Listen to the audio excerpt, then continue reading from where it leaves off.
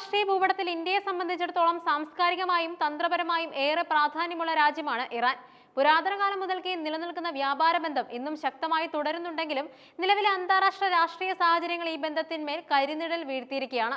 പ്രത്യേകിച്ചും ഇറാൻ യുവ സംഘർഷങ്ങളും അതിനെ തുടർന്നുണ്ടായ സാമ്പത്തിക ഉപരോധങ്ങളും ഇന്ത്യയുടെ വിദേശ വ്യാപാര നയങ്ങളെ വലിയ തോതിൽ സ്വാധീനിച്ചിട്ടുണ്ട്.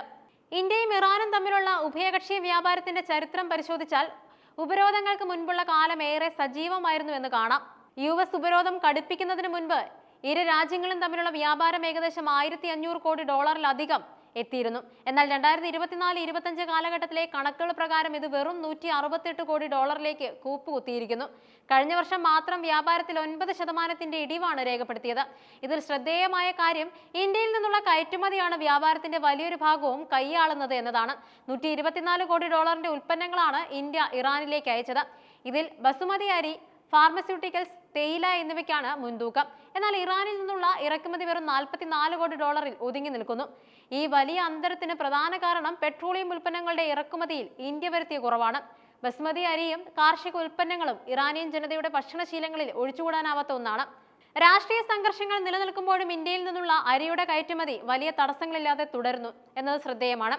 2024 മാത്രം ഏകദേശം $70 കോടി ധാന്യങ്ങളാണ് ഇന്ത്യ ഇറാനിലേക്ക് കയറ്റി അയച്ചത്. ഇതിൽ ഗോതമ്പ്, ചെറുധാന്യങ്ങൾ, കാലിത്തീറ്റ എന്നിവയും ഉൾപ്പെടുന്നുണ്ട്. ഇതിനു പുറമെ തേയിലയും പഞ്ചസാരയും ഇറാനിലെ പാനീയ ഉൽപ്പന്നങ്ങളിൽ ഏറ്റവും സ്വീകാര്യതയുള്ള ഒന്നായിരുന്നു. അതോടൊപ്പം ഉപരോധങ്ങൾക്കിടയിലും ജീവൻ രക്ഷാ മരുന്നുകളുടെ കയറ്റുമതിയിൽ ഇന്ത്യ ഇളവുകൾ തേടാറുണ്ട്. ഇഞ്ചി, കുരുമുളക് തുടങ്ങിയ സുഗന്ധവ്യഞ്ജനങ്ങൾ, അരിയുടെ കയറ്റുമതി വലിയ തടസ്സങ്ങളില്ലാതെ തുടരുന്നുണ്ട്. പ്രധാനമായും ഇറാനിലേക്ക് കയറ്റുമതി ചെയ്യുന്നത് തേയിലയും പഞ്ചസാരയും. ഇറാനിലെ പാനീയ വിപണിയിൽ ഇന്ത്യൻ ചായപ്പൊടിക്ക് വലിയ സ്വീകാര്യതയുണ്ട്.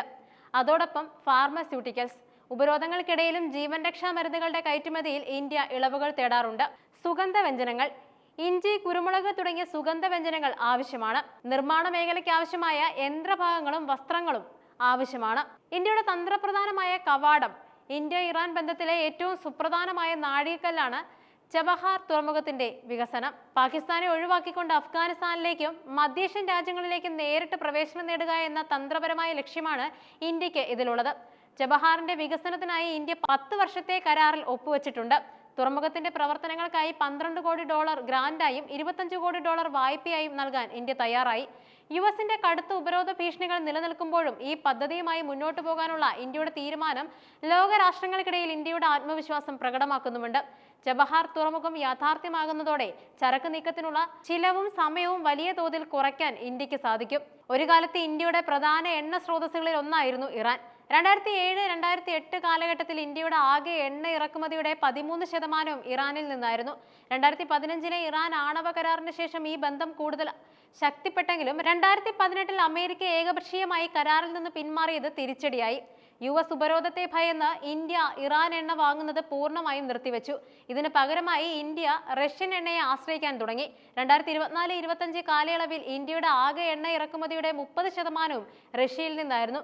എന്നാൽ ഇപ്പോൾ റഷ്യൻ എണ്ണയ്ക്കും US നിയന്ത്രണങ്ങൾ ഏർപ്പെടുത്തിയതോടെ ഇന്ത്യ വീണ്ടും പ്രതിസന്ധിയിലാക്കിയിരിക്കുകയാണ്. ഇന്ത്യ US നിലപാടുകളെ ഭയന്ന് പിൻവാങ്ങിയപ്പോൾ ആ അവസരം മുതലെടുത്ത് ചൈന ഇറാനുമായി കൂടുതൽ അടുക്കുന്ന കാഴ്ചയാണ് കാണുന്നത്. US ഉപരോധങ്ങളെ വകവയ്ക്കാതെ ഇറാനിൽ നിന്നും കുറഞ്ഞ വിലയ്ക്ക് എണ്ണ വാങ്ങാൻ ചൈന തയ്യാറായി. ഇത് ചൈനയുടെ ഊർജ്ജ സുരക്ഷ വർദ്ധിപ്പിക്കുന്നതിനൊപ്പം ഇറാനിലെ നിർണായക സ്വാധീനമായി ചൈനയെ മാറ്റുകയും ചെയ്തു. ചൈനയുടെ ഈ നീക്കം പശ്ചിമേഷ്യയിൽ ഇന്ത്യയുടെ സ്വാധീനത്തിന് വെല്ലുവിളിയാകാൻ സാധ്യതയുമുണ്ട്. സ്വിഫ്റ്റ് സംവിധാനത്തിൽ നിന്നും ഇറാന് വിലക്കുള്ളതിനാൽ പണമിടപാടുകൾ നടത്താൻ കഴിയാത്തത് വലിയ വെല്ലുവിളിയാണ്. രൂപ റിയാൽ വിനിമയ സംവിധാനം ഏർപ്പെടുത്തിയിട്ടുണ്ടെങ്കിലും അത് പൂർണ്ണമായി ഫലപ്രദമല്ല.